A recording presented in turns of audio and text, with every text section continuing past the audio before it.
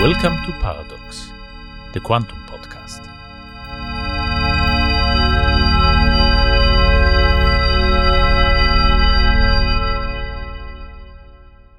My name is Moritz Brehm, and I'm a professor at the Johannes Kepler University in Linz, working on semiconductor physics.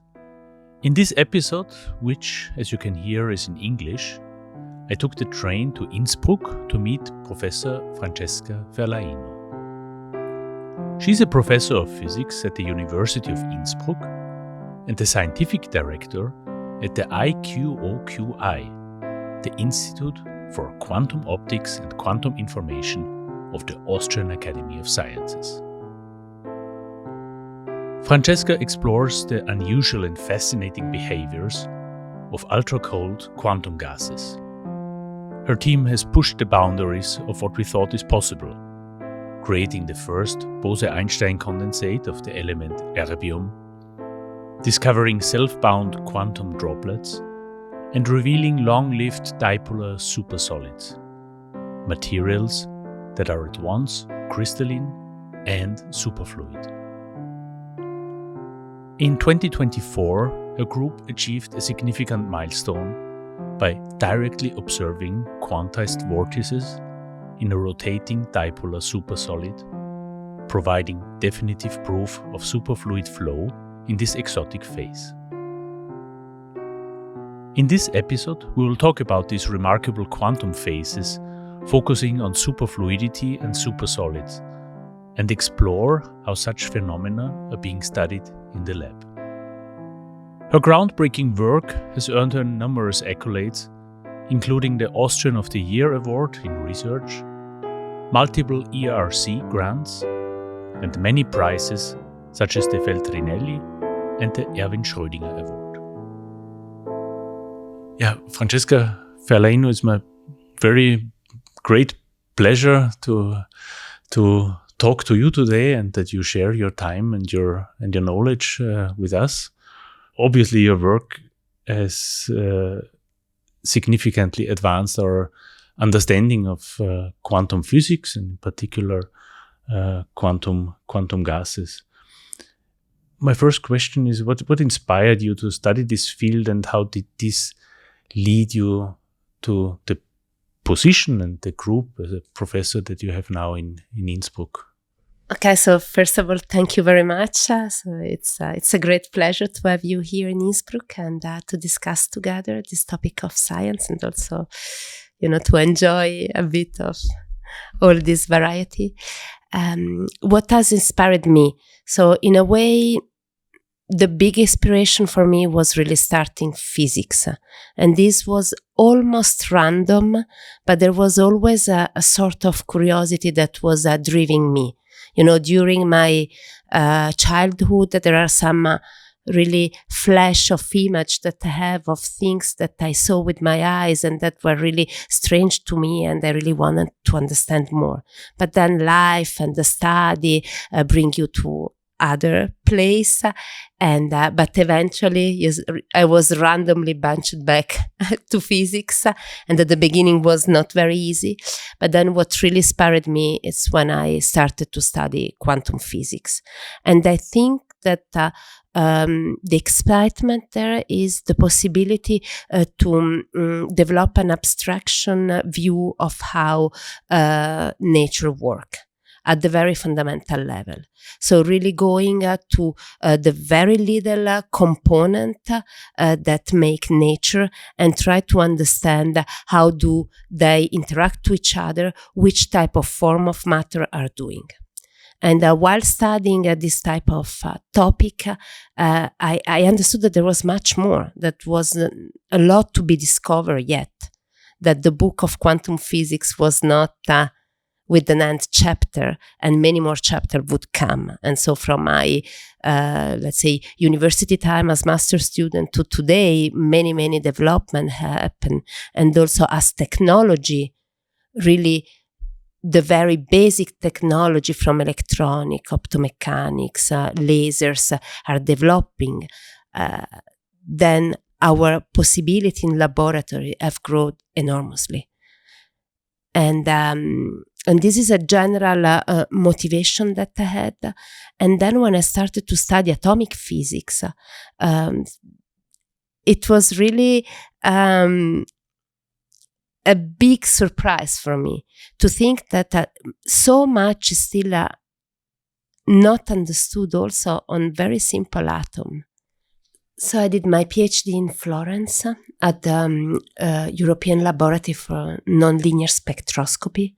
And then I stayed there as a postdoc. So this was many years ago. And at that time in Italy, there was a bit common path to simply stay always in the same research institution and then probably get the ladder of the scientific career and get a permanent position.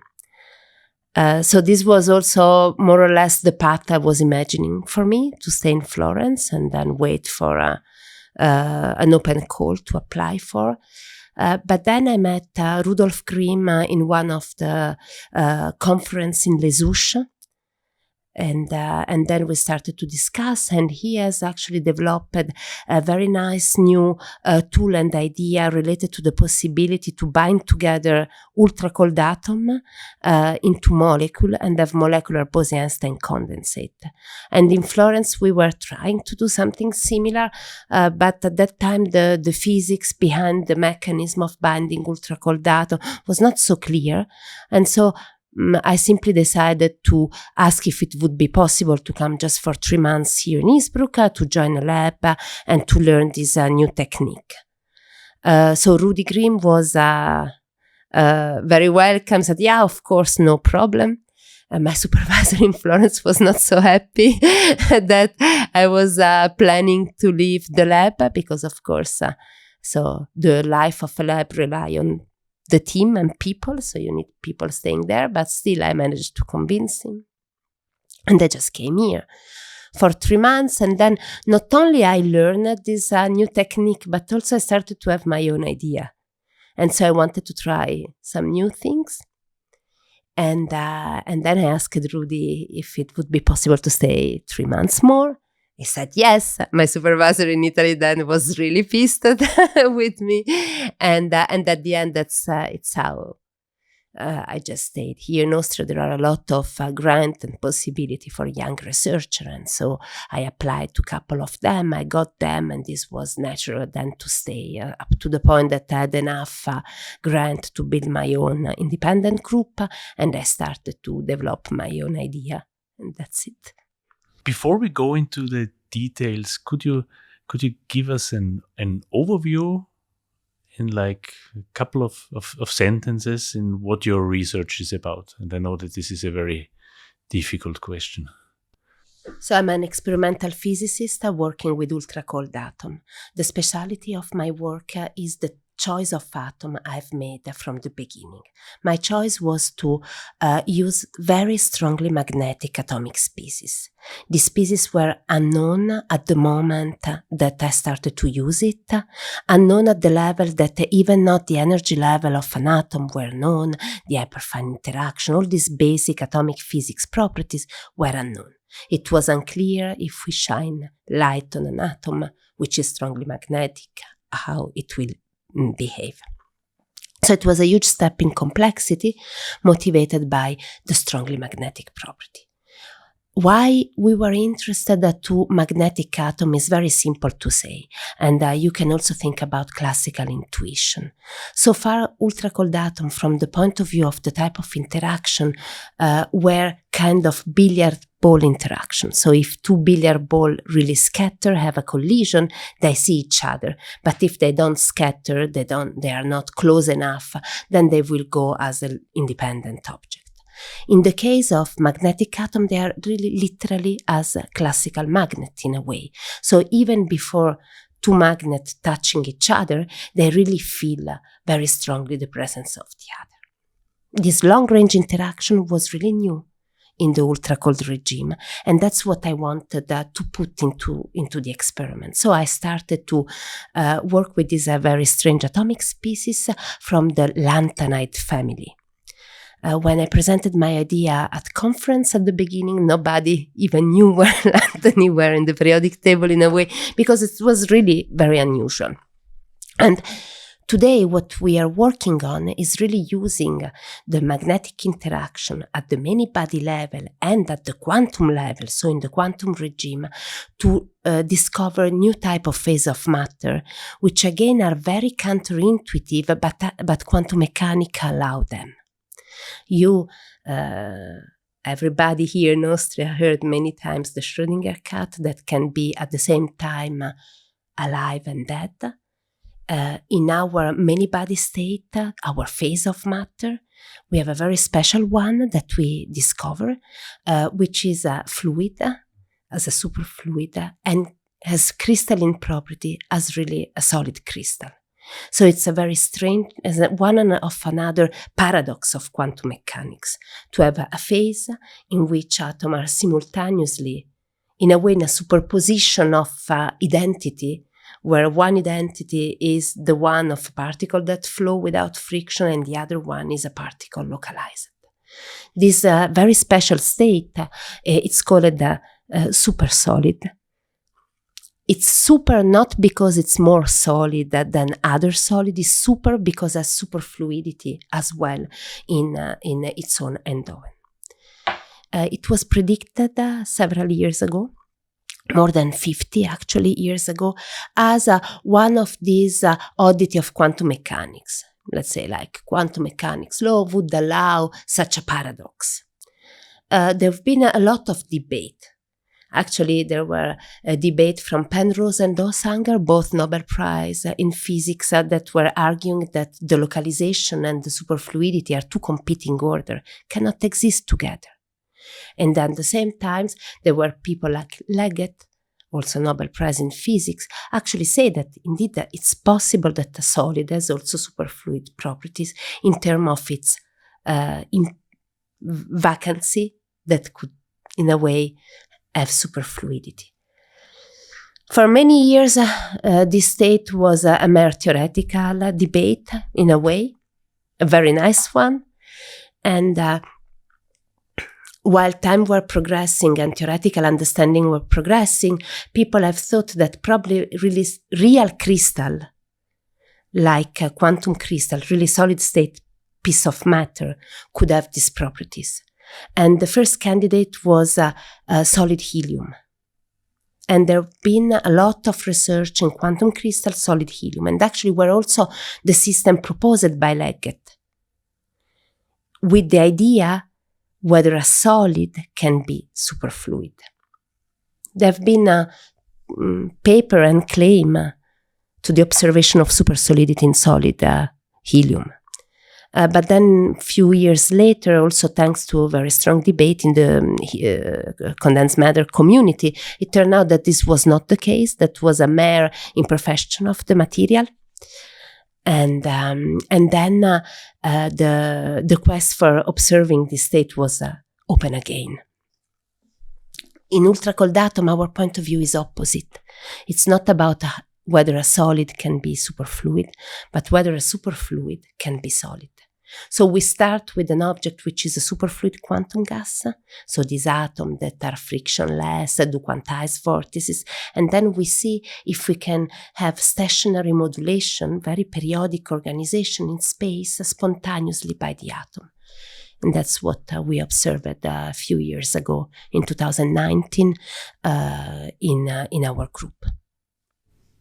Yeah, thank you. This was actually a beautiful answer, and it's brought us really directly very, very deep into the topic.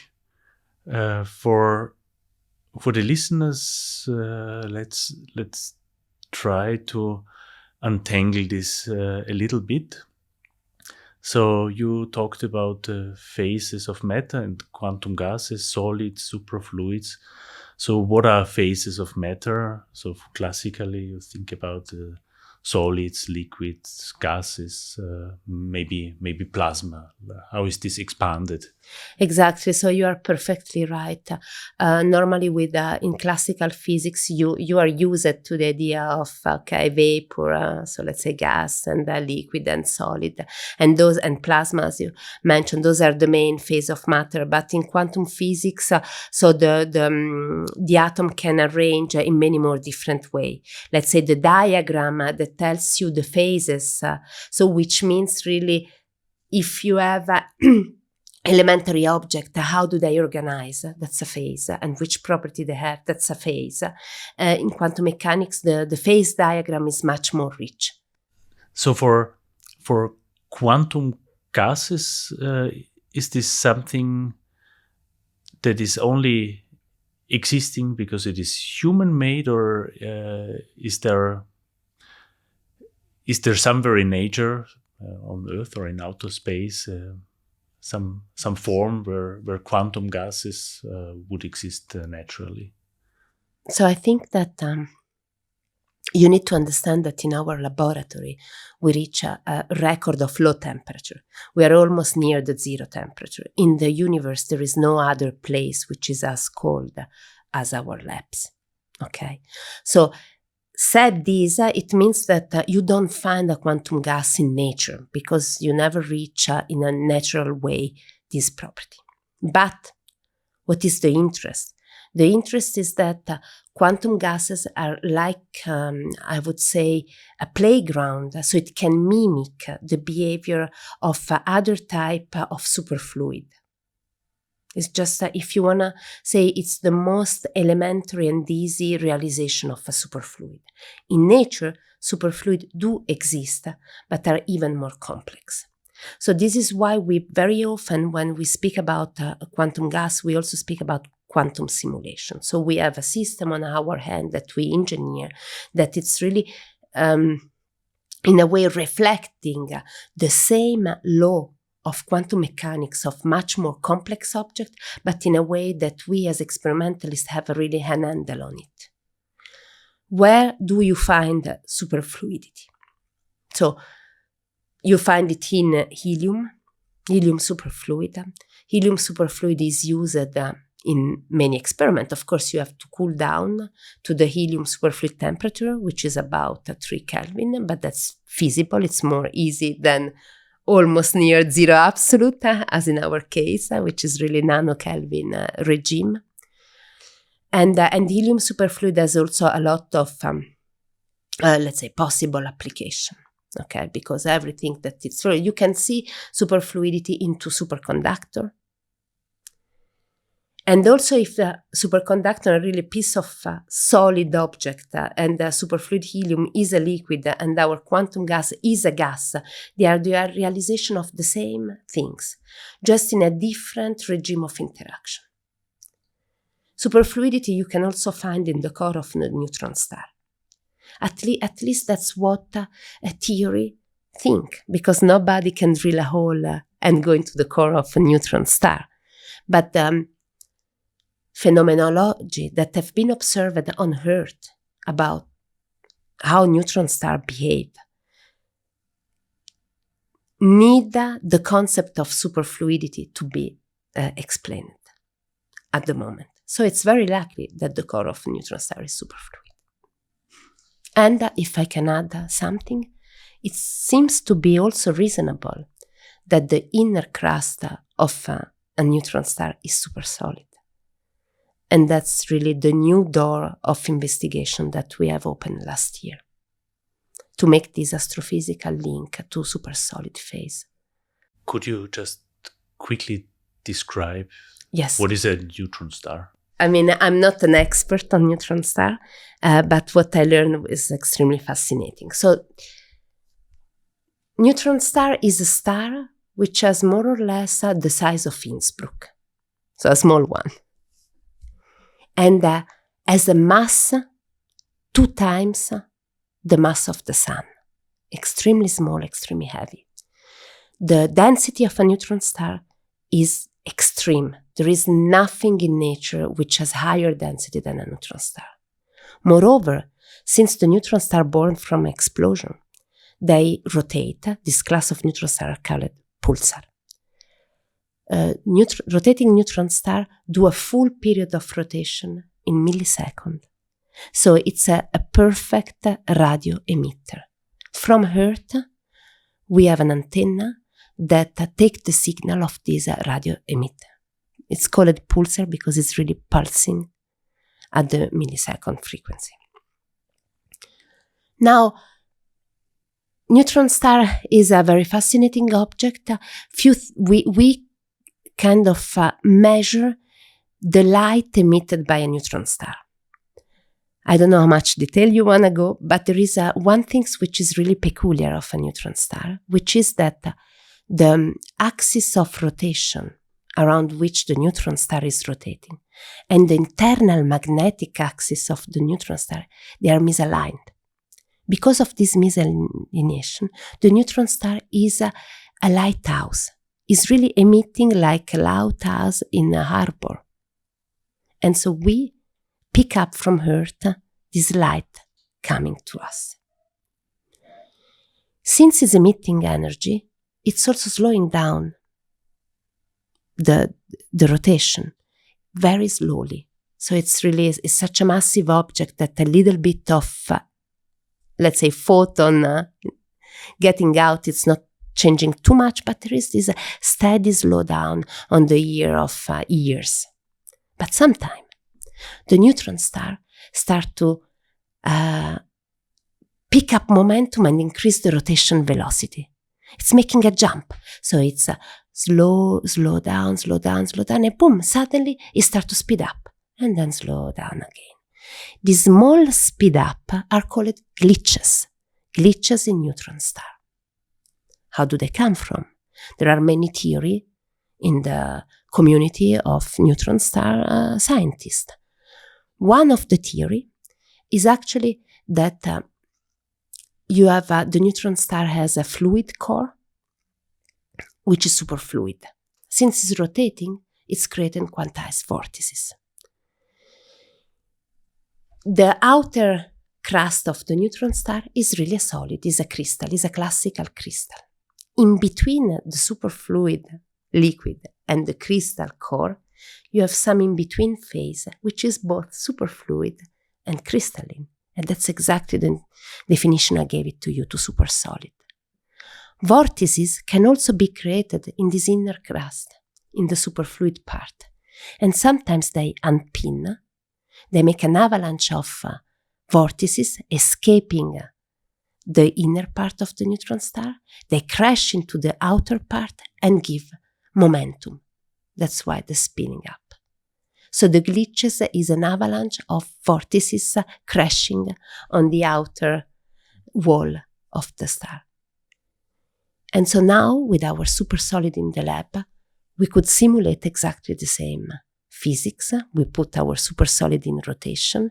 The supersolid are creating vortices inside. And then we wanted to see the dynamics.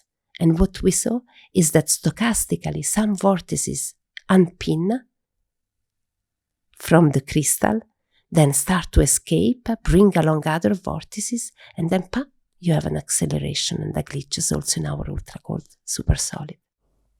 All these discoveries, from the strange quantum behavior thought to occur inside neutron stars, to the laboratory studies Francesca mentioned, arise from the same principle: how matter behaves when atoms stop acting like classical particles and start acting as quantum waves. As I understand, this quantum behavior first appears in a gas cooled to extremely low temperatures, close to absolute zero, where the atom's quantum waves begin to overlap, a state known as quantum gas. As the temperature drops further, the atoms merge into a single quantum state, forming what is called a Bose-Einstein condensate. From this condensate come the remarkable phases Francesca described. A superfluid which flows without friction because the atoms' interaction allow the entire condensate to move collectively, and a supersolid which combines crystalline, order, and fluidity. Quantum gases thus provide a setting where these exotic quantum phases, Bose-Einstein condensates, superfluids, and supersolids, can exist and be studied, even reflecting processes believed to occur inside neutron stars. And to understand how all of this begins, I asked Francesca about the central idea itself, Bose-Einstein condensation, how it forms, and why it changes the nature of matter so completely. The condensation of Bose-Einstein is almost a statistical properties. If you have many identical particles, which are boson, it might happen that all these identical particles decide to be exactly in the same state. So to have exactly the same energy, to have exactly the same phase, they can decide to be one, the clone of the other, to the point that thanks also to their indistinguishability, they don't behave like an ensemble of individual atoms, but they become collective. You cannot distinguish one to the other, but also they stay all together in a way, in one single state. So this means was very important because this means that quantum phenomena that typically we think to observe in a single atom, suddenly you can amplify the signal of quantum phenomena because you have an object which have maybe 1 million of atoms all doing exactly the same quantum response. So this was bringing quantum physics to the macroscopic, mesoscopic level in a way that had no other counterpart. So you mentioned bosons.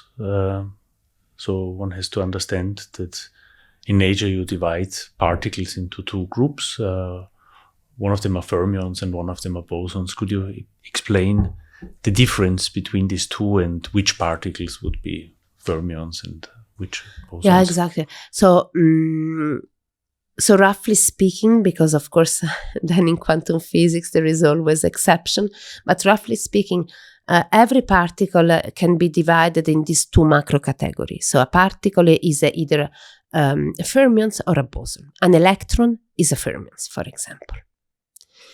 And the atom, every atom can be either fermionic or bosonic, depending on how many electron and proton it has inside. So it's an overall, is a composite boson in a way. And so the behavior of these two particles is very different. Bosons, they like to stay together. So they like to occupy the same quantum state. They like to make that every atom that it's a wave like to interfere constructively to create a macro wave. Fermions, they don't like to be together. Actually, they really don't want to be together. So you will not find two fermions at the same exact energy. And so this also means that fermions typically are these objects that make stable nature in many cases because they have a lot of repulsion, so kinetic energy, so they try to stabilize nature. They are very important. And they have a totally different phenomenology. Although two fermions can become bosons, because a fermions is a particle which has an internal angular momentum of 1 alpha, and the boson has an internal angular momentum which is, let's say, 1, for example, so it's a natural number, and that two fermions can, produce a composite bosons. And so again, there is a link between these two macro categories, and that's actually how super fluidity come into superconductor, because in superconductor, fermions are pairing to become a boson, and boson are condensing, and since they are also interacting, they make up a superfluid behavior. So you mentioned that your lab is one of the coldest places in our universe, and that you need to cool it down to nano Kelvin. So this is as close to the absolute zero temperature as you can try to get. Could you explain us what is the reason why you need this very, very low temperature? So it's not enough to go to low temperatures, like in some other experiments that we heard. You go to liquid helium temperatures of like 4 Kelvin, but now you need to go to 10 to the minus 9 Kelvin. So what is the reason for this? There is a substantial difference between the concept of condensation, so all atoms that in a sort of avalanche dynamics will occupy the same state, and the concept of superfluidity. Okay, helium is almost 100% superfluid, but just a very tiny fraction is condensed. In quantum gases, the number of particles which are condensed are almost 100%. What is the role of temperature? The role of temperature in all these pieces are twofold. The first one is easy to understand, which is that temperature is a noise. So if you have things which have temperatures like they are moving, vibrating very fast, so it's really a noise that in a way it's covering completely quantum phenomena. So you don't want a temperature because you want to switch off this strong kinetic energy that it's overwhelming all the other interaction, all the other behavior of the system. So it's unwanted noise. The second reason is more complex, but you can imagine that if in your mind you substitute the little idea of a sphere, like an atom is a sphere, with a little wave, and then you ask yourself, how big is this wave? Well, the wave, how big it is, depends on the temperature. So lower is the temperature, longer is the wave. And now, if you have atoms which are in the gas phase, so very far away, this wave should be very long to touch the wave of another atom which is very far away. So you need to go to lower temperature in order that all the waves are overlapping. And then there is one condition for constructive overlapping, so constructive interference, and this condition is equal to Bose-Einstein condensation. If I would look at a particle at something like room temperature, is it then true that this wavelength would be so small that you would not see it? Exactly. And if you go to really low temperatures, like the ones you're investigating in your lab, then what would be the wavelength of this collective particle? It's always a matter of comparing the size of the wavelengths and the distance between the particle. For example, in the neutron star, where I told you that the density is extremely high, the wave can be pretty short. Indeed, you have superfluidity and so partially condensation already at kiloelectron volt energy, so very high energy, so in a way very high kinetic energy. But the density is so high means that the distance between the neutron in the neutron star is so short that you don't need big wavelengths. The gas is extremely dilute, so particles are really far, far, far away, are really weakly interacting dilute objects. So you need this wave to be very long, at the order of the interparticle distance. Now I see the drawback that you, for creating these model systems that you can also handle and for which you can bring almost all the particles into this collective state. You want to have a low density, but then the distance between the atoms is large. So again, your wavelengths should be as large so that these wavelengths can overlap and they can get into the same behavior. Of. So typical wavelengths of this de Broglie wave is how long in your experiments? Yeah, I would say fraction of micrometer. Okay. So, but this is very large as compared to yes. as compared to an atom. Exactly. Right? One atom is more or less the size of an angstrom, and the wave is much, much larger than the size of an angstrom, which would be the size, if you think about atom in terms of really billiard ball object. So let us come back to the concept of superfluidity. How would you define that an object is superfluid, or how would you benchmark it, and how can you actually see or observe if a gas or a liquid is superfluid?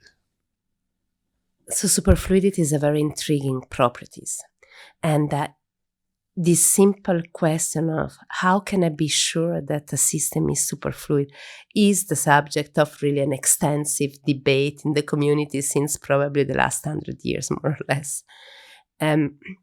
It's not very trivial. Some things are very trivial in a way that the superfluid is an object that flow, so the particles are moving without friction. This is a one fingerprint of superfluidity. Although in gas, it's very difficult to measure this frictionless flow. Another fingerprint of superfluidity is the fact, and that's very interesting, that if you put a superfluid into a bucket, like a cylindric container, and you start to rotate the cylindric container,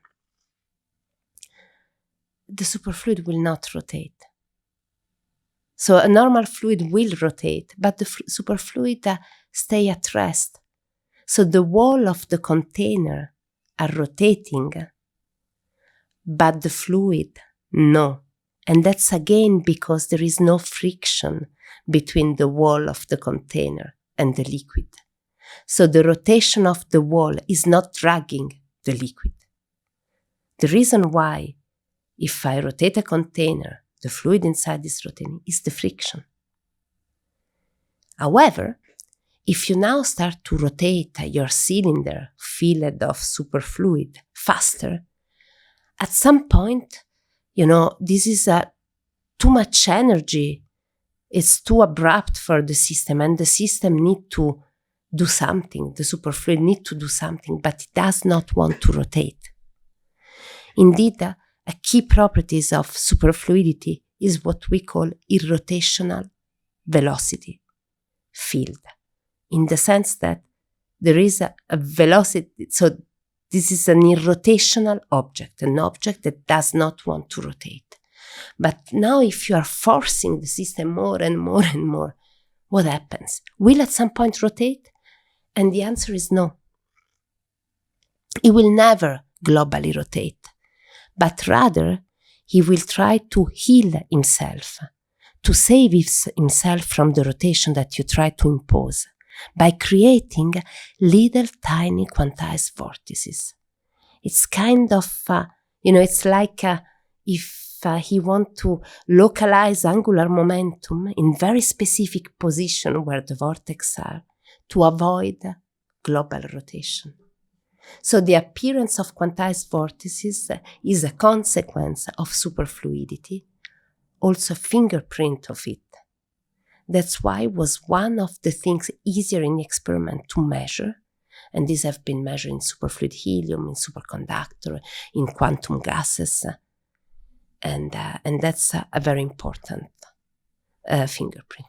So these are the same vortices that you mentioned earlier when we were discussing the Yes. neutron stars. Can I picture them like if you have a full bathtub and then you pull the plug and then you would get this structure that the vortice would look like something like this? Yes and no. So if you do it with a normal water, you unplug the tap and you have one big whirlpool in the center.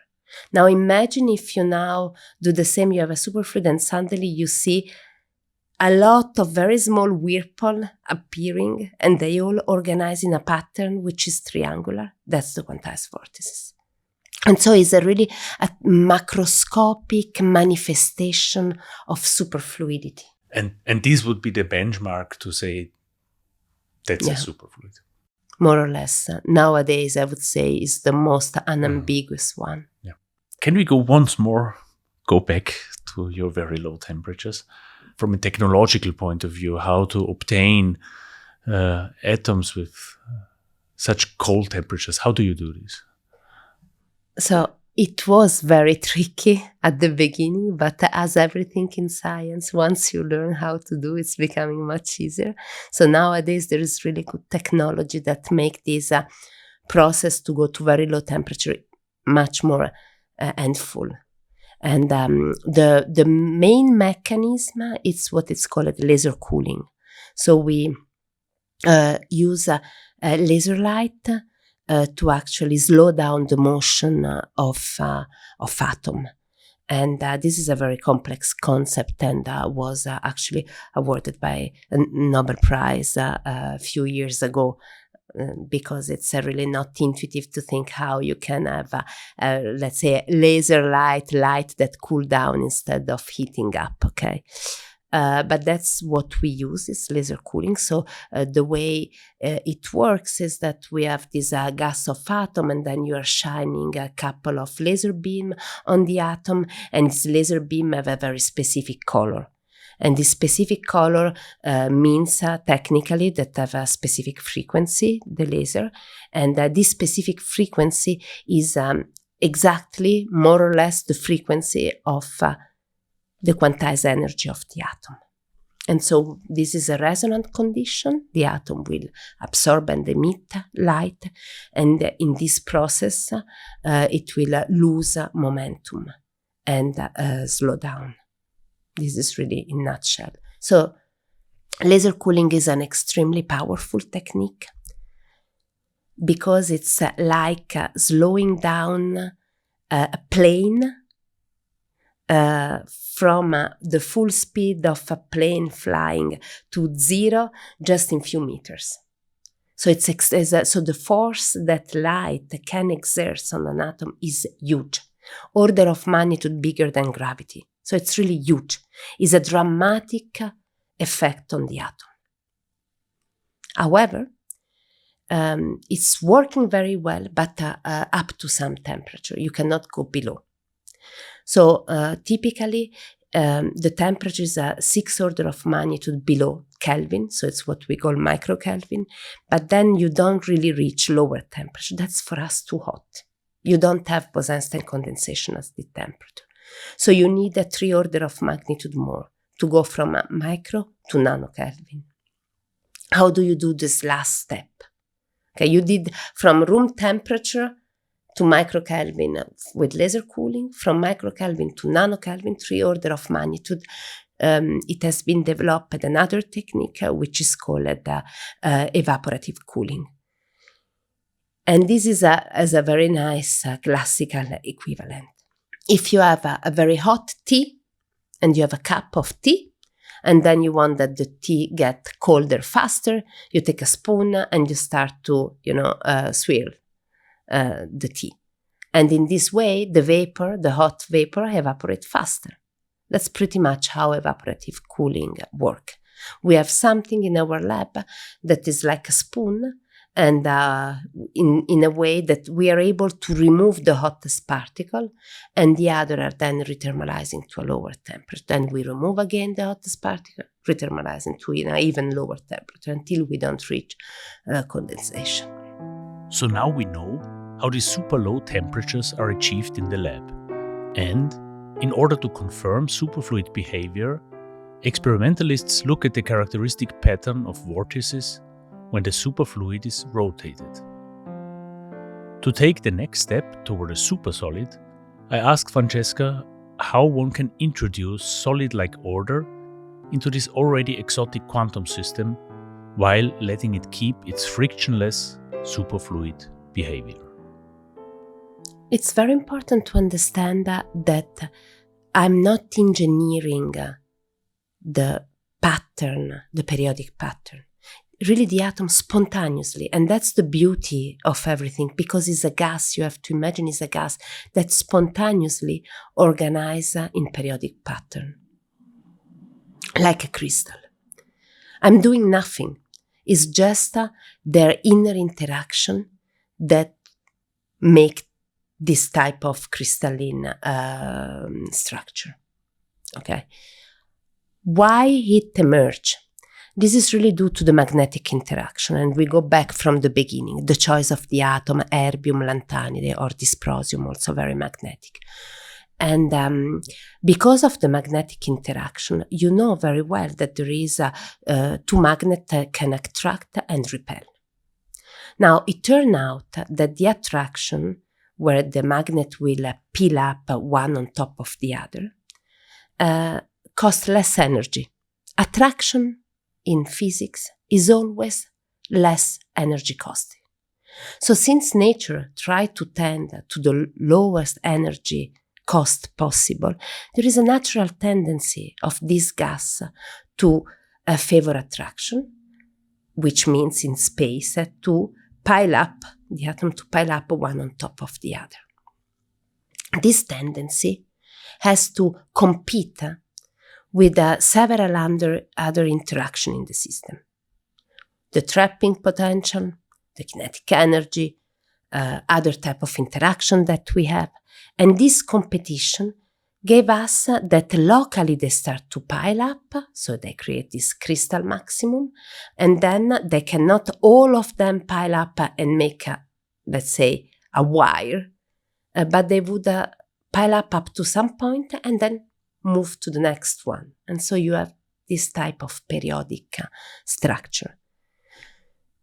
The distance between the period is basically given by the magnetic interaction. Yeah, so again, you have kind of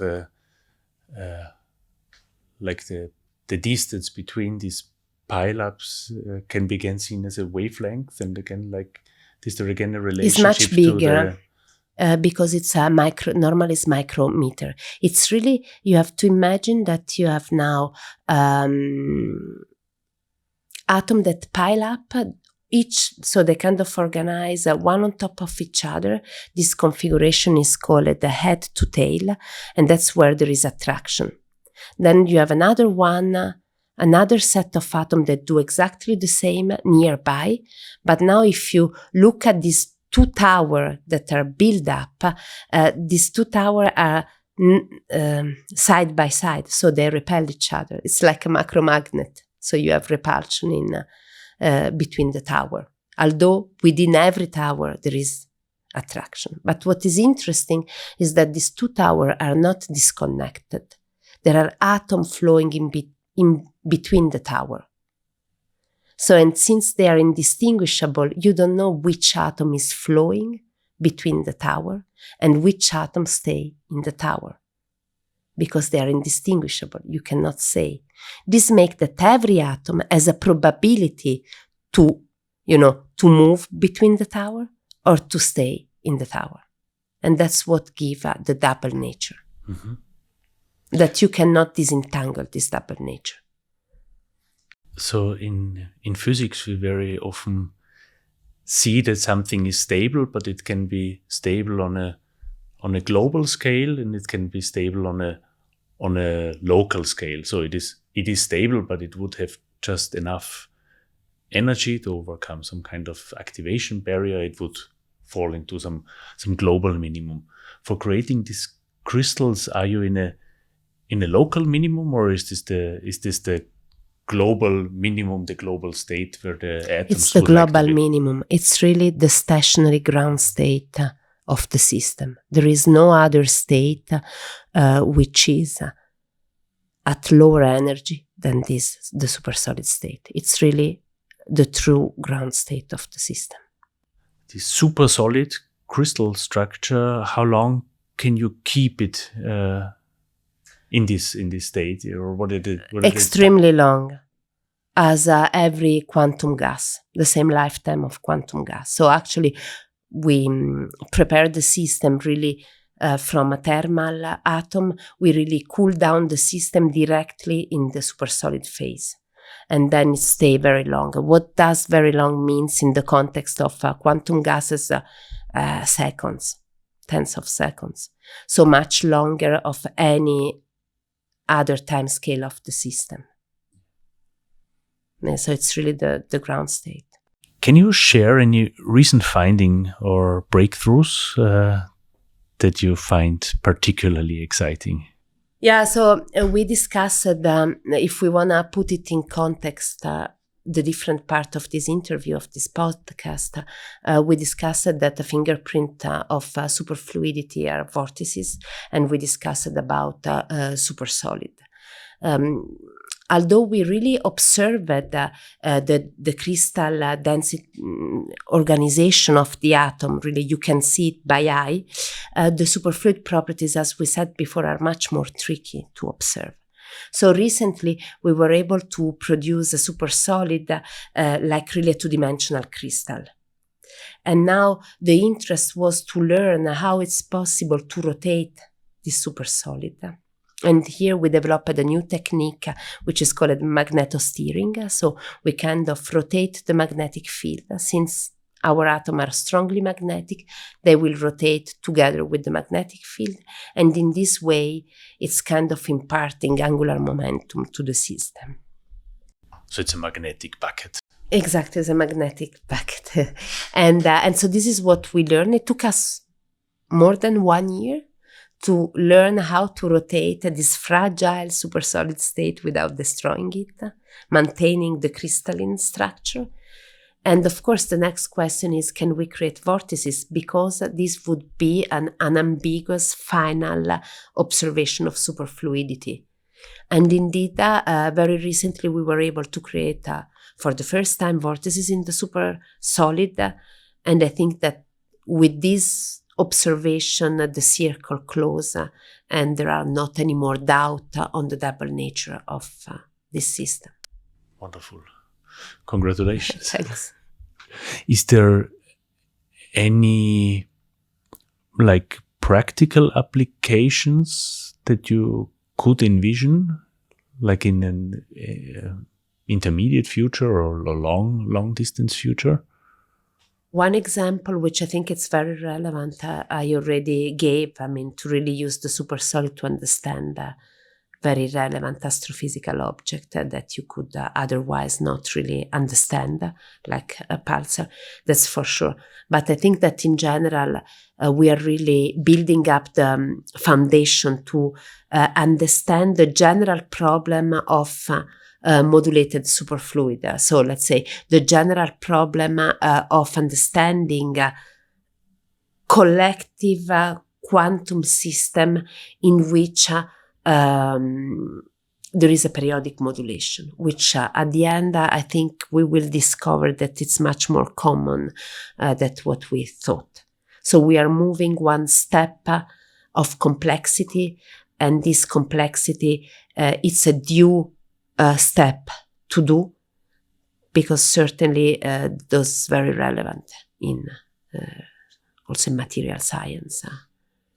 No, I fully agree. And in the end, you never know what will be future implications. Like 120 years ago, when quantum mechanics started, it was a purely conceptual problem. And nowadays, we would not make this podcast, not have computers, not have lasers, nothing without quantum mechanics. So you never know what the future brings in. Of course, the physics of supersolidity is just a small part of the research that I'm doing, because actually, so that's what one of my lab is doing. Then I have the other two labs working, and there we are exploring different physics. For example, as I told you, now since the magnetic interaction between atoms is long range, so atoms see each other, they also can transmit information on long range.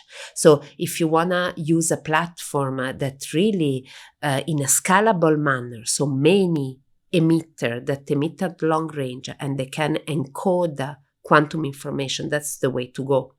So we have created really now a lattice made of laser light. Now this is an artificial crystal, so we create it, and in every lattice side we put on purpose just a single atom, and we make this atom at long distance to interact with each other via the magnetic interaction. And so in a way we are encoding information. And so the key answer is, how fast is the spread of information? Can we entangle better? Would it be more protected by noise, the entanglement due to magnetic interaction? All these are very relevant systems. In another possibility is then to really trap in the so-called programmable tweezer array. Every tweezer is like a laser tightly focused, like really a tweezer made of light, in which you have exactly a single atom, and then you can create a quantum information process between atoms in a very controlled manner. All these things is where I would say it's more application oriented than the supersolid, and it's kind of going together. Research in one direction and in the other. Yeah, so there's conceptual and practical applications. Yes, so also these magnetic atoms have tons of properties. One is the magnetic interaction. Another property is that they are emitter on the telecom wavelengths. And this means that if I can now do a qubit at the telecom wavelengths and encode information in this way, of course, this will be very interesting to send information on long distance, because telecom photons are less absorbed by fiber, for example. So, but all this is really at the moment too early to pinpoint a clear direction, but those are new possibilities due to the fact that we are using a new, very complex and rich atomic species. So looking to the future, what are key questions or challenges that you would expect to arise in the future? Where do you see the physics of ultracold atoms in 10 years, 20 years? Or? So once I heard a speech from the Nobel Prize winner, Wolfgang Ketterle. And he said, okay, he was the first one to create a Bose-Einstein condensate. And he told the story that when he got the Bose-Einstein condensate, he was, of course, very excited. But on the other hand, he also thought, well, that's the end of the field. We have it. We have done it. There is nothing more to do. And this belief was then disproved by himself because he discovered new things, and by the community. And this is really the beauty of atomic physics. So you really don't know where the border of knowledge are. The unique things is this full control that we are acquiring among the internal degree of freedom of the system, external degree of freedom. This control is becoming really exquisite. And so this open new door that we even didn't know to have a door to open. And so in a way, I'm very excited to be part of the atomic physics community, and I have no idea where I will be in 10 years. Francesca, thank you so much for this interview and for your time and for explaining all these things. Thank you very much. Thanks to you to be here.